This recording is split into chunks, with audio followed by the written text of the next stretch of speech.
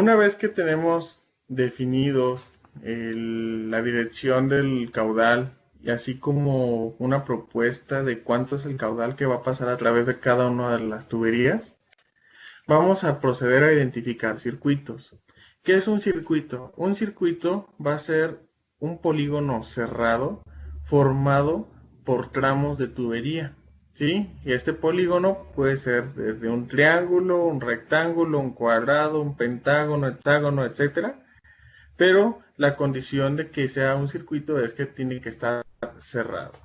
Entonces, en este caso podemos observar que tenemos 4 circuitos, ¿sí? O 4 polígonos cerrados, determinados o definidos por tramos de tubería que conforman la red de distribución. Ok, vamos a nombrar los circuitos o los vamos a identificar. En este caso yo usé la numeración romana para no tener aquí alguna complicación o alguna confusión con los números que ya están aquí en la red de información. Y tenemos lo que es un circuito 1, un circuito 2, un circuito 3 y un circuito 4. ¿Okay? También los podemos nombrar circuito A, B, C, D, etc. ¿Okay? Pero hay que mantener lo que es la identificación del circuito, ya que en el proceso de cálculo del método lo vamos a considerar. Cuando tenemos definidos los circuitos, vamos a trazar lo que es una línea curva, ¿sí? O semicircular, con una flecha en la cual va a apuntar en el sentido del giro de las manecillas del reloj. ¿Ok? Esto es muy importante, ya que esto va a ser básico para la captura de información en nuestra hoja de cálculo. Vamos a analizar el circuito número 1 primero. El circuito número 1 está conformado por los tramos P1, P4, P3 y P2, ¿ok? En los cuales ya tenemos definido una dirección de flujo y un estimado del caudal que va a pasar a través de esas tuberías, ¿ok? Entonces, tenemos lo que es la carga de información en la hoja de cálculo donde vamos a tener circuito. Y para cada circuito vamos a tener los tramos que lo conforman. ¿Se acuerdan? Tubería P1, P2, P3 y P4. El nudo inicial y el nudo final. El nudo inicial, por ejemplo, el P1 yo considero que es desde 1 hasta 2. Desde el nodo 1 hasta el nodo 2. La tubería P2 desde el nodo 1 hacia el nodo 3. Correcto. La tubería 3 desde el nodo 3 hacia el nodo 4. Nodo 3, nodo 4, tubería P3. La tubería P4 desde el nodo 4 hacia el nodo 2. Desde el nodo 4 hacia el nodo 2. Tenemos la tubería P4. Ok. Una vez que identificamos los tramos y el nudo inicial, el nodo final, podemos establecer la longitud de los tramos. En este caso, los tramos horizontales, ¿sí? Son más largos y tienen una longitud de 150 metros.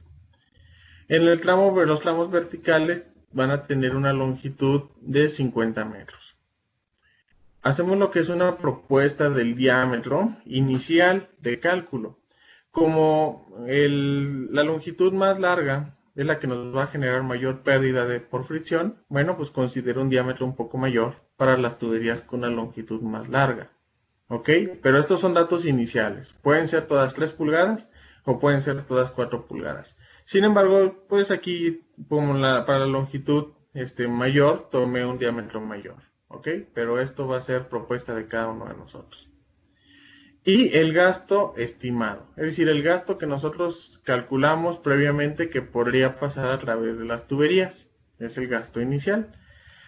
Para el tramo P1, tenemos un gasto de 1.5 litros por segundo, mismo que se registra en la hoja de cálculo. Sin embargo, vamos a identificar si va a ser negativo o positivo de acuerdo al siguiente criterio. Cuando nosotros analizamos el giro en el sentido de las manecillas del reloj y el sentido de flujo coincide con esa dirección, lo vamos a tomar positivo. Cuando sea contrario, lo vamos a tomar negativo. Es por eso que 1.5 litros por segundo se va a tomar positivo. 1.86 litros por segundo del tramo P4 se va a considerar positivo. 0.3 litros por segundo del tramo P3 se va a considerar negativo para el circuito 1. Ojo, solamente para el circuito 1 se va a tomar negativo. Y el caudal de la tubería P2, que es 3.210, se va a considerar también negativo porque la dirección de flujo está en contra de la dirección de las manecillas de sentido reloj si evaluamos el circuito 1. Entonces finalmente tenemos en la tabla nuestros gastos y el signo de los gastos de acuerdo a la consideración de dirección de las manecillas de reloj dentro del circuito. Esto es para el circuito 1. Para el circuito 2, ¿sí?, que está abajo, va a estar conformado en la tubería P3, P5, P6 y P7. Hacemos la misma consideración en sentido de las manecillas del reloj y aquí podemos observar que la tubería P3, en la cual para el circuito 1 fue negativo, para el circuito 2 va a ser positivo, ¿ok? Entonces el gasto se considera positivo. Así como el gasto de la tubería P5 se va a considerar positivo. En el caso de la tubería P7 y la tubería P6, el caudal va en sentido contrario de la consideración de circuito. Entonces, por ello, el caudal se va a considerar negativo.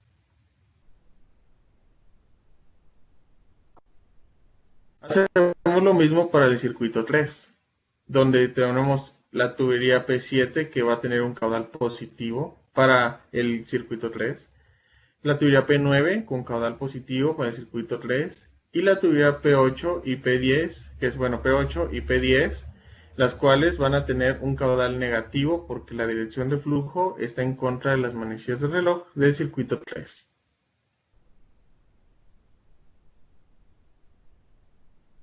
Por último, el circuito 4, ¿sí?, analizamos los tramos que son P10, P12, P11 y P13, en el cual el P10, en este caso es positivo el gasto. El gasto del P12 también va a ser positivo, aquí lo tenemos, 0.202. En el caso de la tubería P13 y P11 van a ser negativos por la dirección de flujo que tienen estos tramos, ¿ok? Entonces tenemos P11 de menos 0.426, aquí está, y P13 de menos 0.112, aquí está, muy bien. Entonces ya interpretamos la información de los circuitos. Hacemos una recopilación de los 4 circuitos y podemos observar que va a haber tramos compartidos, ¿sí? Tramos que comparten un circuito con otro, ¿sí?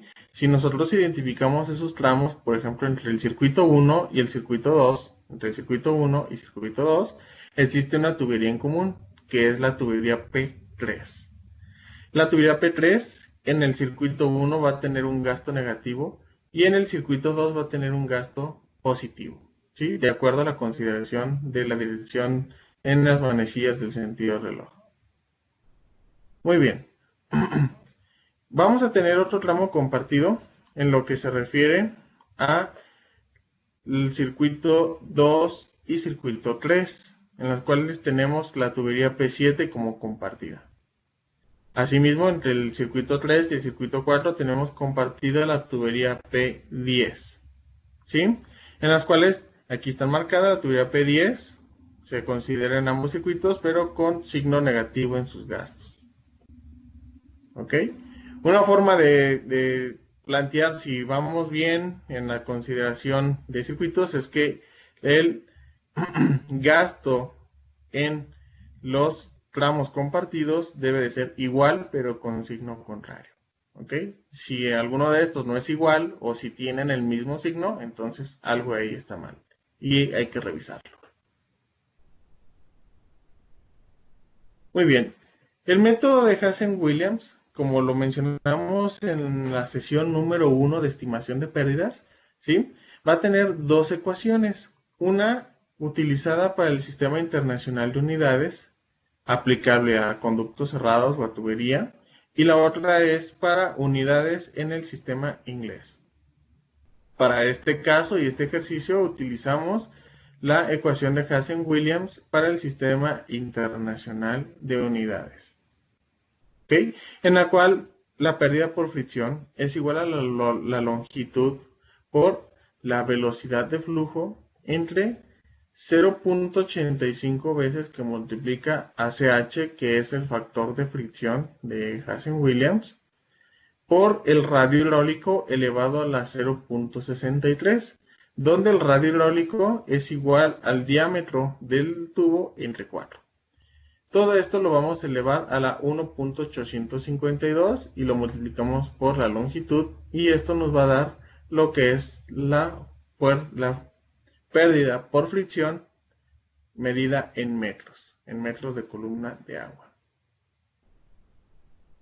Para cada una de las tuberías, pues existe un coeficiente de fricción preestablecido, en la cual para tuberías plásticas vamos a utilizar un coeficiente de 150, que es el valor recomendado para el diseño. Tomando la ecuación del sistema internacional y sustituyendo la velocidad en función del gasto, es decir, que vamos a cambiar la velocidad y vamos a sustituir que es igual al gasto por área, tenemos de la ecuación original la siguiente ecuación, donde ya tenemos la sustitución de la velocidad por gasto entre área y del radio hidráulico por diámetro entre 4. Entonces, sustituyendo velocidad, pasa a ser el gasto entre el área, ¿sí? Y R, que es el radio hidráulico, pasa a ser diámetro entre 4. ¿Ok? Sustituimos el área en función del diámetro, donde el área pues es pi por diámetro al cuadrado sobre 4. Entonces tenemos el área, que es igual a pi por diámetro al cuadrado entre 4. Muy bien, entonces esto lo podemos simplificar y finalmente nos queda de la siguiente manera, donde la pérdida por fricción es igual a la longitud en metros por el gasto en metros cúbicos por segundo por 0.278, que multiplica al coeficiente de pérdidas de Hazen-Williams por el diámetro elevado a la 2.63. Todo esto elevado a la 1.852. ¿Ok? Entonces aquí tenemos ya simplificada la ecuación de pérdidas en función del gasto y del diámetro del tubo. El método de Hardy-Cross va a requerir de la siguiente consideración.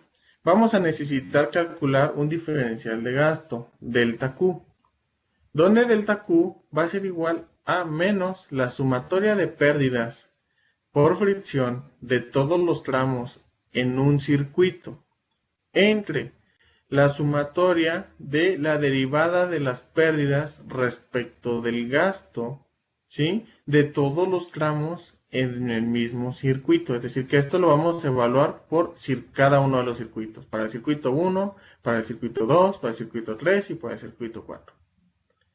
Ok, tomando la ecuación simplificada de la pérdida por fricción de Hazen-Williams, hacemos la derivada, ¿sí?, de esta ecuación respecto del gasto. Entonces nos queda la siguiente ecuación, que es igual a 1.852 por la longitud, que multiplica al gasto elevado a la 0.852 entre 0.278, que multiplica al coeficiente de fricción y que multiplica al diámetro elevado a la 2.63. Todo esto lo vamos a elevar a la 1.852. Ok, entonces aquí tenemos lo que es la ecuación, ¿sí?, de la derivada de la fricción respecto del gasto. Ok, muy bien.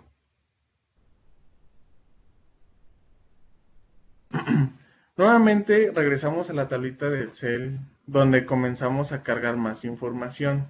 Recuerdan, tenemos lo que es el circuito, tramo, nudo inicial, nudo final, longitud, diámetro, gasto estimado en litros por segundo. Vamos a agregar una columna donde vamos a tener el gasto estimado, pero ahora en metros cúbicos por segundo, que se obtiene dividiendo el gasto en litros por segundo entre 1000. ¿Ok? Entonces se obtiene directamente en la hoja de cálculo y lo agregamos en esta columna. Muy bien, para simplificar un poquito el método, quité la columna del gasto en litros por segundo y también quité lo que es nudo inicial y nudo final, dejando solamente el circuito, tramo, longitud, diámetro y gasto estimado en metros cúbicos por segundo, ya que necesitamos identificar a qué circuito pertenece, qué tramo estamos calculando. La longitud, bueno, este parámetro lo vamos a utilizar porque de ahí lo vamos a ingresar en la ecuación que acabamos de calcular. El diámetro en metros, que es el diámetro de la tubería, ya medido en metros, y el gasto estimado en metros cúbicos por segundo.